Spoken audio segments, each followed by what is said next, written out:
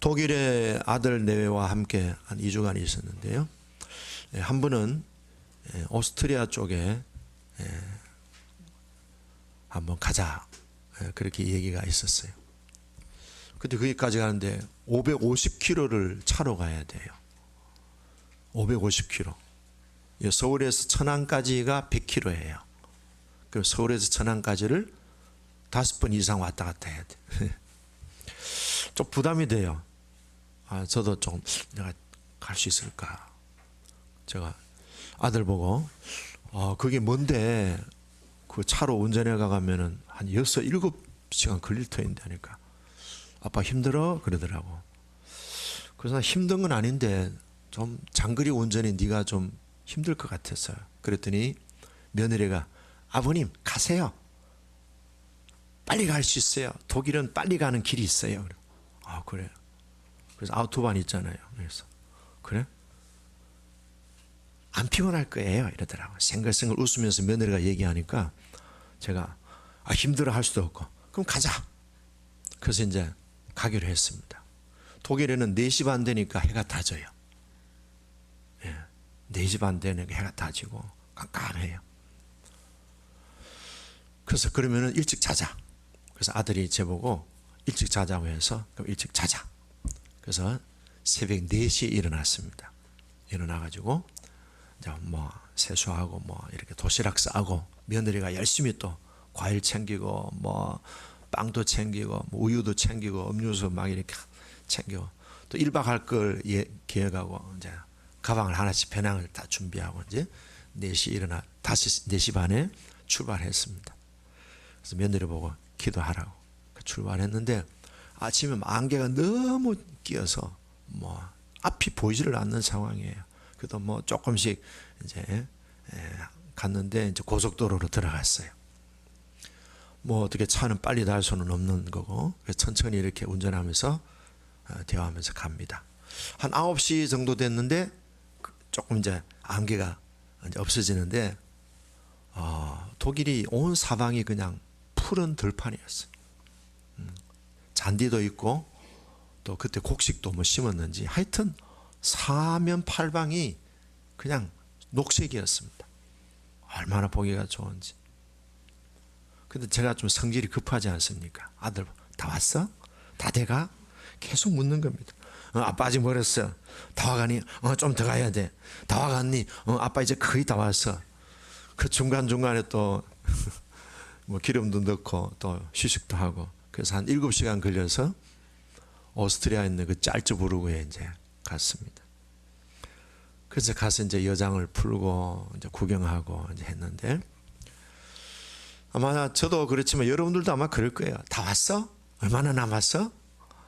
아마 이런 질문 한 적도 있고 들은 적도 많이 있을 거예요. 제가 이제 가끔 부산에 계신 어머니를 뵈러 이제 갑니다. 제가 지난주에도 뵈러 갔다 왔는데 그러면 이제 제가 집사람 보고 여보 이제 다 왔어. 다 와가. 다 왔어. 이제 준비해. 내릴 준비해. 하여튼 그런 얘기를 많이 합니다. 그리고 저도 이제 운전하다가 보면은 빨리 목적지에 도착하려고 그냥 페달 밟고 그냥 막 쉬자 하는데도 그냥 갈 때도 참 많이 있었어요. 최근에는 조금 이제 쉬엄쉬엄 가려고 하는 옛날에는 그냥 돌격 앞으로 오로지 그냥 한 번도 안 쉬고 4시간 돌파 부산까지 이게 목표였는데 참 어리석은 목표였습니다. 여러분 2022년도 이제 다 왔습니다. 이제 한 3주만 지나면 내려야 됩니다. 또 새로운 목적지 2023년을 맞이하게 됩니다. 우리가 항상 목적지만 생각하다 보면은 그 목적지로 가는 과정을 굉장히 무시하고 또 그 과정을 대수롭지 않게 여기는 경우가 많습니다. 제가 질문을 하나 드립니다. 답을 해보세요. 천국은 죽어서 가는 곳입니까? 두 번째, 아니면은 천국은 저곳에 있는 천국을 이 땅에 임하게 하는 것입니까? 이 둘 중에 여러분들은 어떤 천국을 좋아하십니까? 죽어서 가는 것을 더 원하십니까? 천국을 이 땅에 임하게 하는 데에 관심이 있으십니까? 역시 우리 교회는 수준이 다르다, 그죠? 예수님의 천국에 대한 그 우리들에게 보여주신 가르침은 죽어서 천국 가는 게 아니고요. 천국을 이 땅에 임하게 하는 데에 예수님은 더 깊은 관심을 두셨어요. 주기도문을 보면은 아버지의 나라가 임하게 하옵시고, 그렇죠? 아버지의 나라가 임하게 하는 데에 예수님은 모든 사역에 목표를 두었습니다. 우리는 두 가지 천국을 소유하고 있습니다. 죽어서 가는 천국도 있지만, 요한계시록에 얘기하는 죽어서 가는 천국도 있지만은 내가 살아가는 동안에 천국을 맛보고 경험하고, 내가 맛보고 경험한 천국을 이 땅에 현실화시키는, 이 땅에 임하게 하는 그런 그리스도의 제자로서의 삶을 우리는 또 멋지게 살아가야 하는 숙제가 있습니다. 천국에 가는 것도 중요하지만 하루하루의 우리의 삶 속에서 천국을 경험하고, 하루하루의 우리의 삶의 현장에서 천국을 풀어내는 천국의 정권대사로, 천국을 맛본 사람으로서의 삶이 굉장히 중요합니다. 그러므로 우리는 목적지만 생각할 것이 아니라 목적지 가는 과정에서 우리 지체들과의 만남, 또 우리 이웃들과의 만남, 또 다른 교회와의 만남, 이것도 소중한 겁니다. 그 만남 속에서 내 안에 있는 천국이 풀어지고 흘러 그 사람들에게도 맛보게 해주는 이 삶이 얼마나 중요한지 모릅니다. 한번 따라합니다. 지금 이곳에 천국이 임하기를 원합니다. 지금 이곳에 죽어서 가는 게 아니에요. 자, 그런 의미에서 우리 찬미에서 주님의 성령 지금 이곳에, 우리 이 찬송 같이 부르고 또 말씀 듣도록 하겠습니다.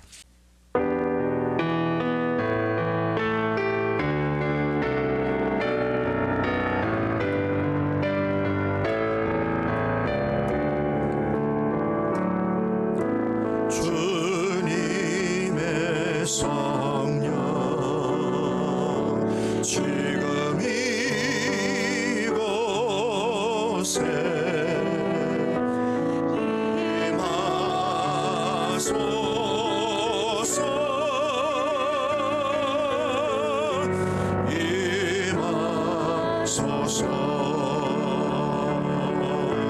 지금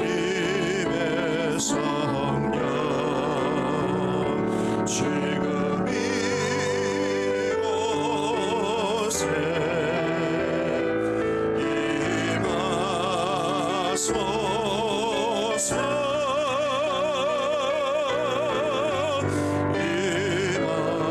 임하소서. 할렐루야.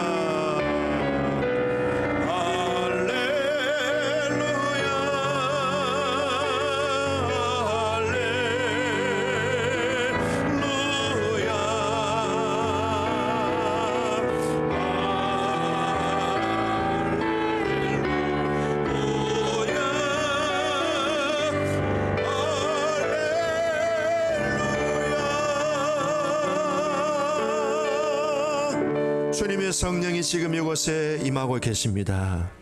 그 은혜를 충만하게 누리시길 바랍니다.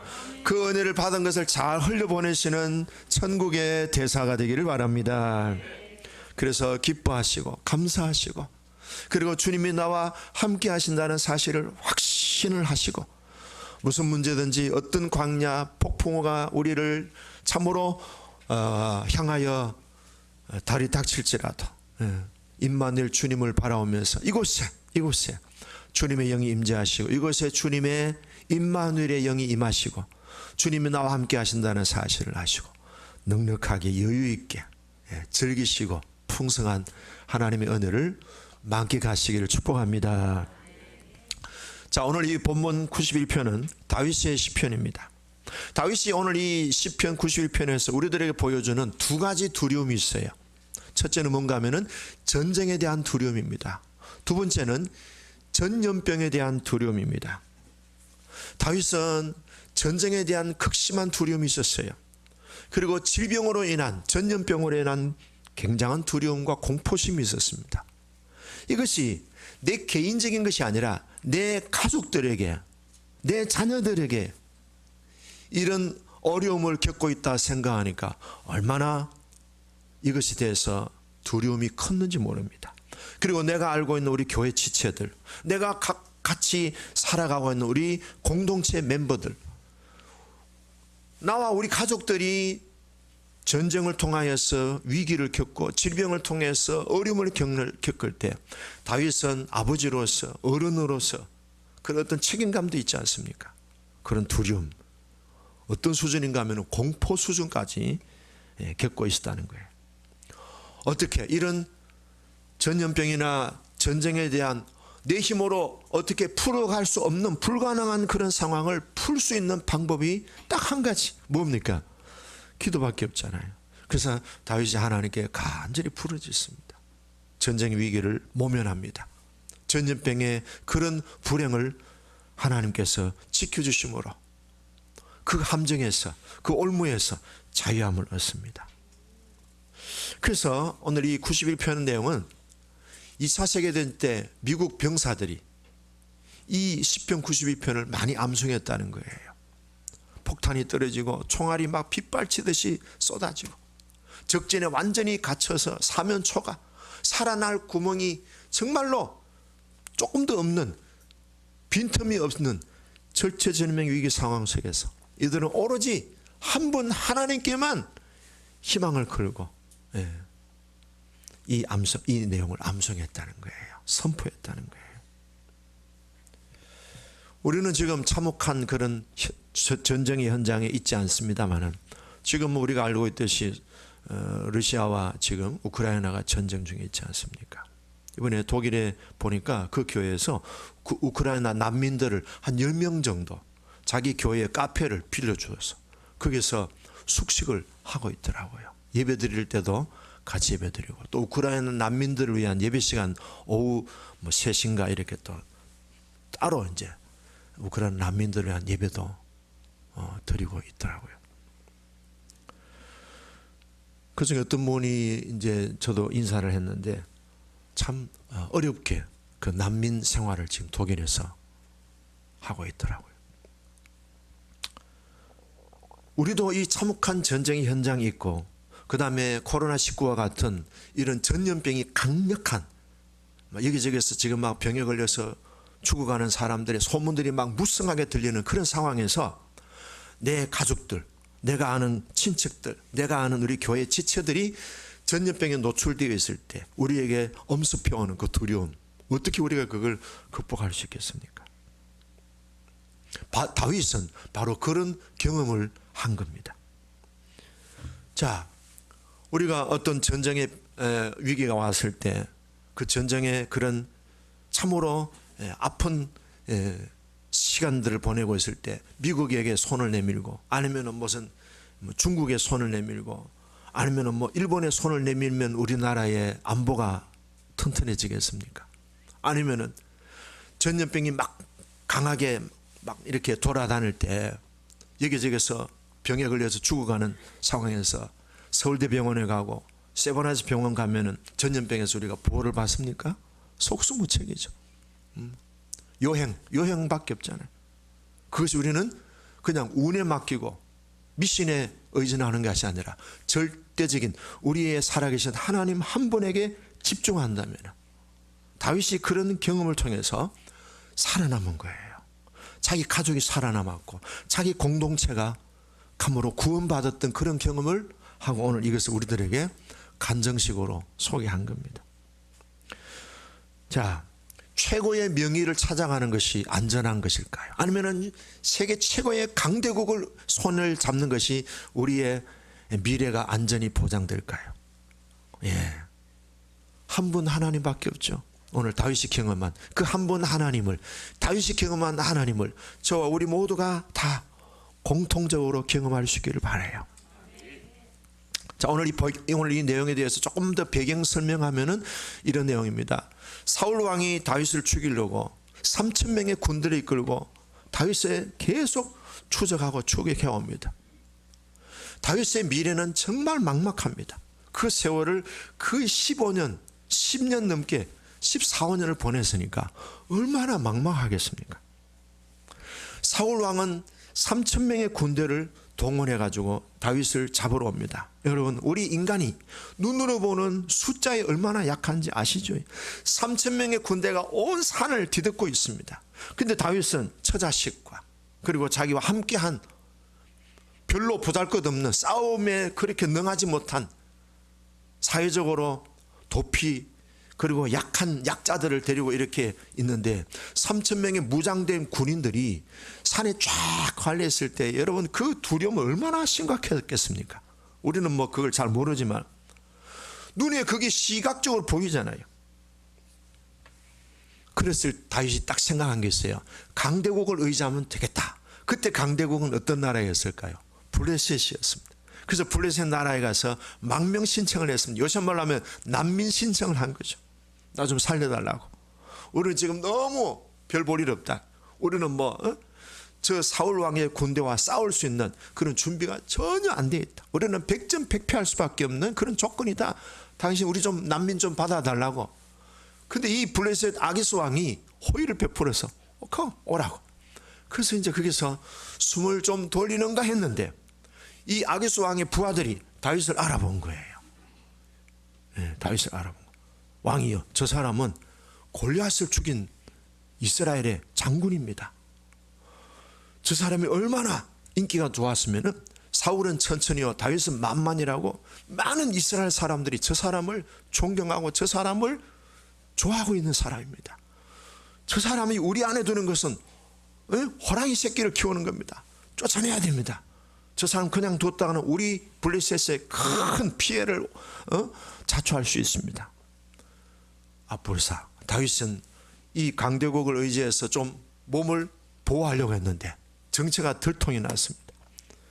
이 위기를 모면해야 되는데 그래서 다윗이 침을 질질 흘리면서 그냥 미친 사람 흉내를 냈습니다. 그랬더니 아기스 왕이 보더니 저 미치광이가 무슨 인물이라고 저런 사람 쫓아내. 그래서 다윗이 쫓겨났습니다. 쫓겨난 것이 뭐가 됐어요? 구원받은 겁니다. 예. 우리도 인생을 살아갈 때 남들에 의해서 버림받고 쫓겨날 그런 일을 겪을 수도 있어요. 그런데 알고 보면 하나님의 좀 이렇게 섭리적인 차원에서 보면은 뭐예요? 구원받게 하는 길인 거예요. 쫓겨났다고 해서 퇴출당했다고 해서 사람들한테 버림받았다고 해서 버림받는 게 아니에요. 하나님의 눈으로 보면은 그게 구원받는 길이에요. 할렐루야. 항상 우리는 뭐예요? 하나님의 관점에서 넓게 보면 돼요. 넓게. 자, 그래서 다윗이 쫓겨났지만은 구원받았어요. 도망가면서 다윗은 무슨 생각하는가? 내 잘 알고 있는 친척집이 있어요. 우리 엄마의 외갓집이 있어요. 여러분 외갓집 다 있지 않습니까?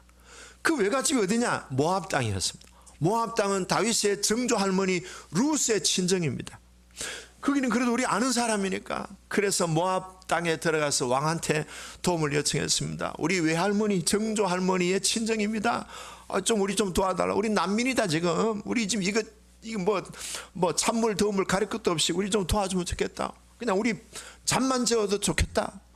그냥 대충 김치하고 밥만 줘도 좋겠다. 이렇게 해서 했는데 모압 왕이 어떻게 친척끼리 그럴 수 있느냐고 아주 그냥 호의를 베풀어주고 환영하고 영접해 주었습니다. 한숨을 돌리는가 했는데 하나님이 선지자를 보내서 다윗에게 여기 있으면 안 돼. 유다 땅으로 가라 그랬어요. 여러분 모압 땅이 어떤 지역이라고요? 친척집이에요. 저도 이번에 딸 집에서 아들 집에서 있었지만요. 오래 못 있겠더라고.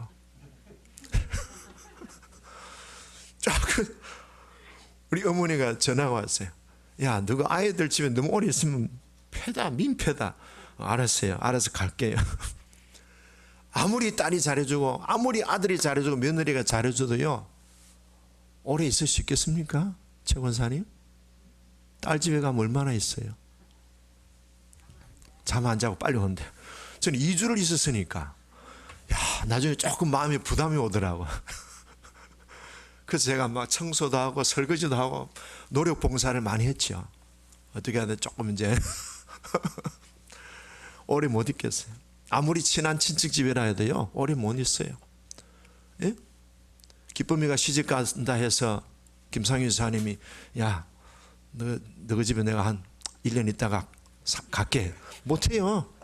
지금이야 뭐 시집 안 가서 같이 있지만은 모압 땅이 외갓집이지만은 다윗이 하고 한 날 거기서 얼마나 오래 있을 수 있겠습니까? 사람이 자꾸 살다 보면은 약점이 드러나잖아요. 예, 부부끼리도 뭐 당신 없으면 뭐 안 꼽는 찐빵이라고 하지만은 살면 살수록 약점이 노출되는데 하나님이 다윗에게 유다 땅으로 가라 그랬어요. 자, 유다 땅은 어떤 땅입니까? 사울 왕이 지금 준비하고 있습니다. 3천 명의 군대를 끌고 다윗을 죽이려고 하고 있는 그 땅이에요. 근데 그 유다 땅에 유일한 다윗의 희망은 뭐예요? 하나님 한 분밖에 없어요. 인간적으로 혈육을 의지하고 인간적으로 뭔가 빽이 있어서 유다 땅으로 갈 수 있는 상황은 아니에요. 아무것도 없어요. 다윗이 유다 땅에 가면은 사울을 만나게 됐어요. 사울이 또 다윗을 잡으러 올 게 뻔해요. 근데 하나님의 뜻은 유다 땅으로 가라는 거예요. 죽어도 네 집에서. 그 유다 땅이 어떤 땅이에요? 아버지 집이에요. 환란 풍파가 많지만 비바람 폭풍우가 몰아치는 현장이지만 그곳은 바로 하나님의 임재가 있고 하나님의 영광이 머물러 있고 다윗이 은혜를 받았고 기름 부음을 받았던 곳이에요. 그 유다 땅으로 가라요. 아버지 집에 가라 이 말이에요.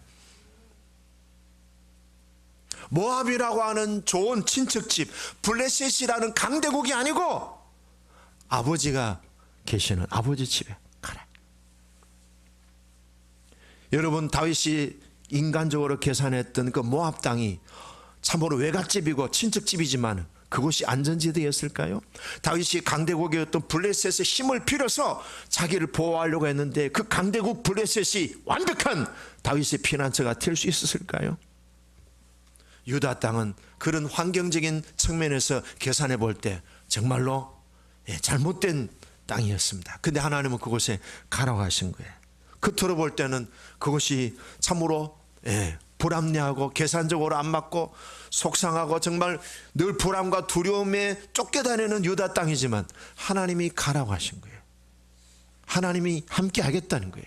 하나님이 임재하시겠다는 거예요. 하나님이 사울을 상대해 주시겠다는 거예요. 우리는 어떤 곳을 선택해야 됩니까? 항상 우리도 선택의 기로에 놓여 있을 때가 많습니다. 하나님의 뜻이 어디에 있느냐 이게 중요한 것이지 뭐 강대국이라고 해서 뭐 명의 뭐 서울대학병원 좋은 병원이 있다고 해서 아니잖아요. 모압 땅은 인간의 힘이 받쳐주는 땅입니다. 블레셋 땅도 인간의 힘이 받쳐주는 땅입니다. 그러나 유다 땅은 인간의 힘은 전혀 없고 오직 하나님의 힘만 존재하는 곳입니다. 바로 그것이 내가 있어야 할 하나님 인도하시는 곳이다. 자, 우리도 이런 환경에 놓일 때가 많습니다. 계산해서 이득이 되는 쪽을 선택할 것인가? 계산해 볼 때 분명히 손해가 오는데 하나님이 원하시는 쪽을 선택할 것인가? 자, 따라할까요? 내가 하나님 편에 서면 하나님은 내 편이 되십니다. 자, 우리의 지금 현재의 삶은 계산한 자리에 서 있을까요? 아니면은 내가 하나님 편에 서 있을까요? 오늘 다윗은 계산에 의해서 움직이지 않고요, 논리와 이성에 의해서 움직이지 않고 여론과 세상의 소문에 의해서 움직이지 않습니다. 하나님이 가라고 하는 곳으로 가는 겁니다. 자, 읽을까요? 1절 한번 읽어보겠습니다. 이제 다윗이 어떤 경험을 했는가? 1절 2절 시작. 지존자의 은밀한 곳에 거주하며 전능자의 그늘 아래 사는 자여, 나는 여호와를 향하여 말하기를 그는 나의 피난처요 나의 요새요 내가 의뢰하는 하나님이라 하리니. 자, 고백하는 거예요. 하나님만이 나의 피난처요 나의 요새다. 가장 완벽하고 가장 안전지대가 내 하나님이다. 내가 믿는 그 하나님만이 가장 안전지대고 가장 강력한 진지가 된다는 것을 다윗이 고백합니다. 그런데 구체적으로 이제 경험한 내용을 얘기하죠. 3절 같이 있습니다. 이는 그가 너를 새 사냥꾼의 올무에서와 심한 전염병에서 건지실 것이미로다. 두 가지 나오죠. 새 사냥꾼의 올무가 뭐예요? 사울 왕이 항상 다윗을 죽이려고 함정을 파놓고 유인하고 새 사냥꾼이 새를 잡기 위해서 올무 함정을 파도듯이 그런 상황, 전쟁에 대한 다윗과 사울이 전쟁하는 두려움, 그 다음에 심한 전염병에서 하나님이 나를 건지신다. 하나님은 최고의 명의가 되시고 하나님은 최고의 군대가 되신다는 것을 다윗이 경험하고 그 고백을 한 것입니다. 자, 이런 은혜를 하나님이 주셔요. 그 다음에 4절 읽어보겠습니다. 그가 너를 그의 기스로 덮으시리니 네가 그의 날개 아래에 피하리로다. 그의 진실함은 방패와 손방패가 되시나니. 새가 암탉이 병아리를 품듯이, 암탉이 병아리를 품듯이 히로시마의 원자폭탄이 떨어졌어요. 그런데 암탉은 새까맣게 탔어요. 그런데 암탉 안에 병아리가 나오더래요. 모든 위험으로부터, 밤에 찾아오는 공포, 심지어는 핵이라고 하는 그런 공포 속에서도 하나님이 우리를 암탉이 병아리를 품듯이 품어주시는 그 하나님의 보호하심이 가장 우리가 의지할 수 있는 안전지대다는 거예요. 뭐 북한의 전쟁을 대비해서 뭐 벙커를 뭐 지하에 뭐 몇백 미터에다 벙커를 파놓으면 그게 안전지대겠습니까? 가장 안전지대는, 가장 완벽한 요새는 우리가 의지하고 기대하는 하나님이다. 자, 7절 볼까요? 7절 뭐라고 하는가? 1000명이 내 왼쪽에서 10,000명이 내 오른쪽에서 엎드려지나 이 재앙이 내게 가까이 하지 못하리로다. 예, 전쟁할 때 폭탄이 떨어져서 내 옆에 10,000명이 죽고 폭탄이 떨어져서 내 옆에 1000명이 죽을지라도 나는 어때요? 보호를 받는 거예요. 어떤 영화를 보니까 주인공이 어떤 사람을 데리고, 가족을 데리고 피난을 가는데요. 철길이 있어요. 철길에 보니까 불이 막 타는데 폭탄이라고 하는 이런 써여 있는 거예요. 폭탄이 있는데 불이 막 지금 막 번지고 있는 상황에 주인공이 가족들을 데리고 피신을 가는 거예요. 근데 언제 그 폭탄이 터진지 아세요? 주인공이 지나가니까 왁 터지더라고. 왜 폭탄이 주인공 지나가면 터졌어요? 주인공이니까요. 자, 합달해부터 나는 주인공이다. 할렐루야. 그 확신을 가지시라고. 그렇다고 해서 총알을 향해서 이렇게 하라는 뜻은 아니고 이상하게 폭탄이 떠지고 막 그냥 땅이 갈라질 때 꼭 주인공이 탁 뛰어넘을 때에 손으로 이렇게 탁 나무를 잡으면은 땅이 쫙 갈라지면서 밑에 막 사람들이 떨어지고 자동차도 떨어지고 그렇더라고. 주인공이니까 환난과 재앙이 피해가는 거예요. 그런 자부심과 하나님 보호하심을 믿으시기 바랍니다. 자, 그렇게 선포하고 그렇게 했는데 어떻게 됐습니까? 자, 9절의 내용은 뭔가 하면 다윗이 선포하는 거예요. 시작. 네가 말하기를 여호와는 나의 피난처시라고 지존자를 나의 거처로 삼았으므로 10절 화가 내게 미치지 못하며 재앙이 내 장막에 가까이 오지 못하리니 그랬어요. 그가 너를 위하여 누굴 보내서? 천사들을 보내, 천군 천사를 보냈어. 그 다음에 12절 그들이 천사들의 손으로 너를 붙들어 발이 돌에 부딪히지 않고, 발이 돌에 안 부딪혀요. 떨어지더라도 살짝 떨어지는 거예요. 발이 돌에 안 부딪히는 거예요. 그 다음에 13절 네가 사자와 독사를 밟으며 젊은 사자와 뱀을 발로 누리려다. 이 구절을 보면서 생각나는 구절이 있죠. 누가복음 10장 내가 너희에게 뱀과 정갈을 밟으며 모든 원수의 능력을 제어할 권세를 주었다 그랬어요. 원수 마귀에 우리는 어떻게 됩니까? 싸워서 예수의 이름으로 대적하면 마귀는 물러가는데 피하면 안 돼. 해봅시다. 예수의 이름으로 원수 마귀는 떠나갈지어다. 이러면 마귀가 떠나가요. 엄마야 하면 안 돼요. 목사님 해도 안 돼요. 예수의 이름으로 여러분들이 선포하면 한 길로 왔다가 원수 마귀 7길로 도망갈 줄로 믿습니다. 목사님 안 불러도 돼. 여러분들 안에 예수님 살아계셔요. 여러분들 안에 원수와 뱀과 정갈을 밟으며 모든 원수의 능력을 제어할 권세를 주셨어요. 우리에게는 그런 권세, 하나님의 아들 되는 그런 신분이 주어져 있고 우리에게는 예수 이름 권세가 있습니다.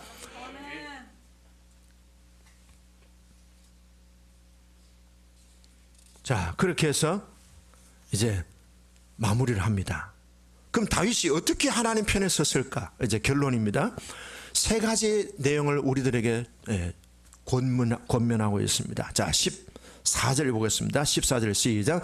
하나님이 이르시되 그가 나를 사랑한 적 내가 그를, 두 번째, 그가 내 이름을 안적 내가 그를 높이라. 세 번째 15절, 그가 내가 간구하리니 내가 그에게 응답하리라. 그들이 환난 당할 때 내가 그와 함께 그를 건지고 영화롭게 하리라. 16절, 내가 그를 장수하게 함으로 그를 만족하게 하며 나의 구원을 그에게 보이리라. 자, 세 가지 얘기합니다. 그가 나를 사랑한 적 내가 그를 건지리라. 그럼 우리가 할 수 있는 일은 뭐예요? 하나님을 사랑하는 데 집중하라는 거예요.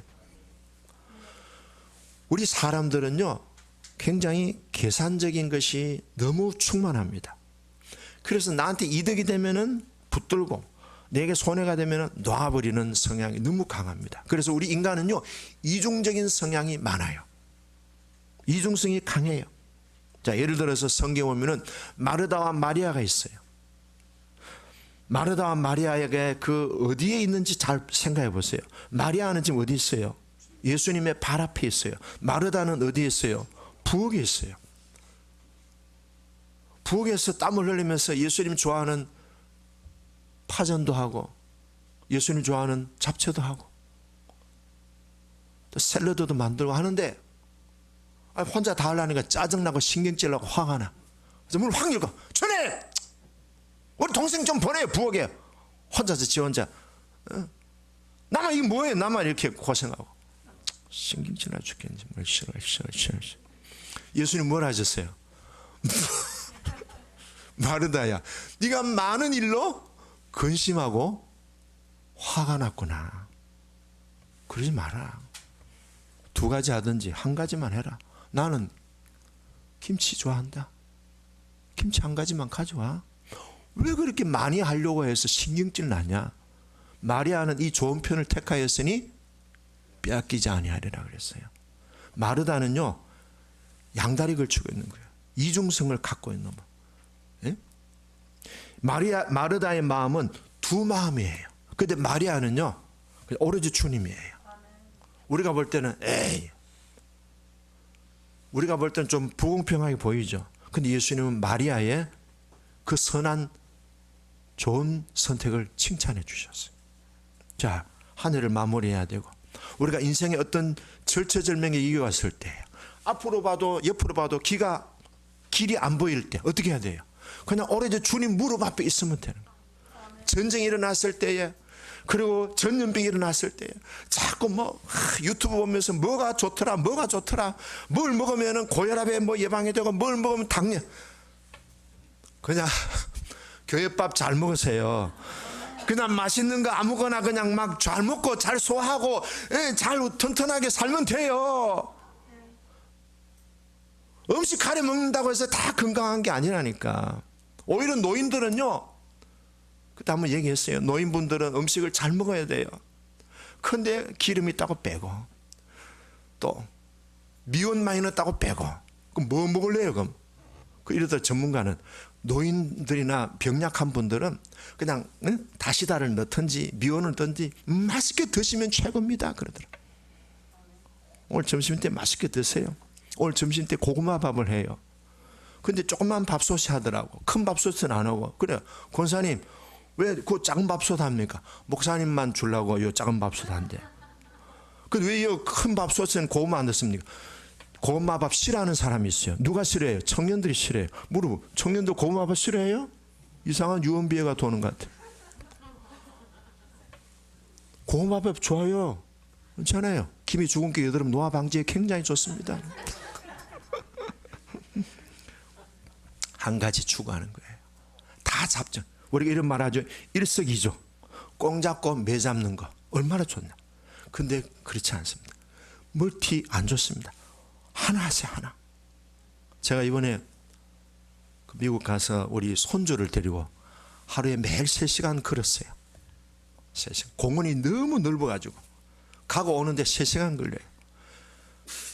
어떤 사람은 헤드폰 끼고 어떤 사람은 유튜브 보고 막 미국 사람도 그래요. 어떤 사람 이거 끼고 막 춤추면서 가는 사람도 있고 어떤 사람은 이거 보고 저는 안 그랬어요. 손주하고 내하고 자연하고 가면서 계속 이제 기도는 했죠. 여러분들 생각하면서 기도하고. 제가 기도할 때 딱 한 가지 기도했어요. 주님 저를 불쌍히 여겨주세요. 해보세요. 주님 저를 긍휼히 여겨주세요. 이 기도만 했어요. 주님 저 도와주세요. 저 긍휼히 여겨주세요. 몸도 지금 이렇고 마음도 그렇고 긍휼히 여겨주세요. 그 기도만 했어요.